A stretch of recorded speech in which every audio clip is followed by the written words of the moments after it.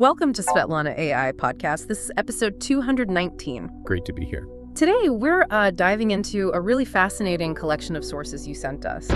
They all center on a recent AI action plan, a very, shall we say, visionary one. Definitely visionary, yeah. Our mission in this deep dive, it's really to pull out the key nuggets of knowledge from these big proclamations, and just as importantly, the reactions to them. Right. You're going to hear about a pretty grand vision for America's tech future and maybe uncover a few surprising beneficiaries along the way. Okay, so let's unpack this plan.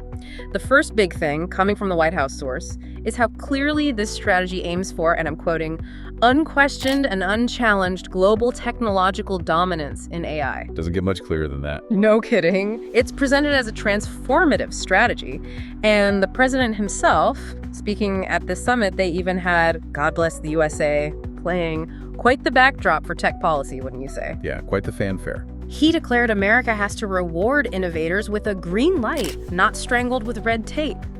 And he even added, sort of personally, that he'd been a victim of regulation himself. Interesting personal angle there. But what's fascinating is, the sheer scale of ambition in that framing. Right. The plan literally promises an industrial revolution, an information revolution, and a renaissance all at once. I mean, that's a monumental claim, suggesting an acceleration unlike anything we've seen. It really is. And the support from certain corners is just as bold. NVIDIA's CEO, Jensen Huang, is quoted saying something pretty striking. What was that? He said, "America's unique advantage that no country could possibly have is President Trump." It's quite an endorsement. Really speaks volumes about the perceived leadership needed, at least in some eyes. Okay, yeah. And here's where, for me, it gets really interesting. This whole winning the AI race strategy, according to the plan itself, isn't just about, funding innovation. It's crucially about rolling back Biden-era guardrail. Regulations, yeah. Exactly. Yeah. Removing red tape and onerous regulation. Basically, less caution, much more speed. There's even one executive order targeting woke AI. Yes, I saw that. It specifically requires companies getting federal funds to keep their models free from ideological dogmas such as DEI. The message is pretty much boiled down to build, baby, build. Good, baby, build.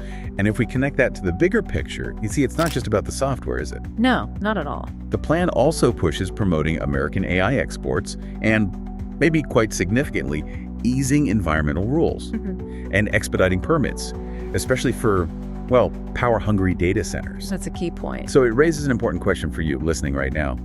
Who stands to gain most immediately for this specific green light approach? It seems like beyond the obvious tech companies, there's a strong energy implication here. Well, speaking of gains, the corporate response has been, let's just say, overwhelmingly positive. You'd expect that, perhaps. Yeah. Major tech players, Microsoft, IBM, Meta, Dell, they were quick to praise it. But it wasn't just tech. Even Chevron's CEO chimed in, noting that AI, quote, demands reliable, scalable energy and infrastructure. Makes sense from their perspective. And then this is really something, a quote from the Oil and Gas Workers Association. They practically tweeted a celebration. The rapid build-out of data centers means more demand for reliable, affordable natural gas. Demand, yes.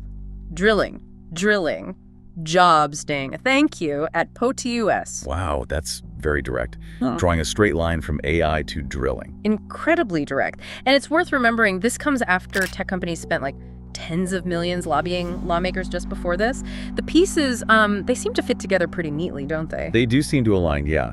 But, while many industry leaders were calling it a bold vision and a world of difference from the hostile regulatory approach of the past, it's really crucial to look at the other side of the coin here. Over 100 labor, environmental, and civil rights groups.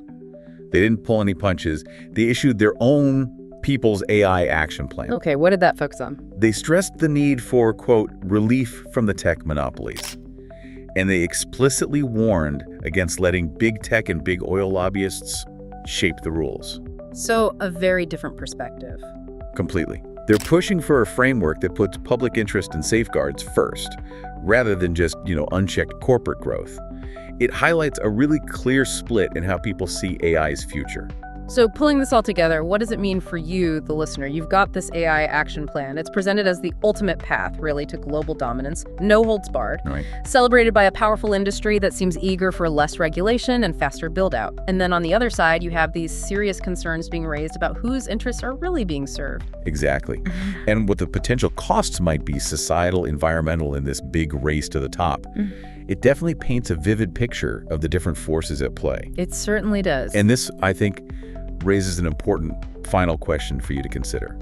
As America sprints to win this AI race, driven by that build, baby, build idea, will the finish line truly represent a new golden age of human flourishing, like some suggest? Whoa. Or will it perhaps just usher in a new era of, well, corporate flourishing, particularly for those heavily invested in deregulation and, let's be frank, increased energy consumption? Something to ponder. Definitely. Until our next deep dive.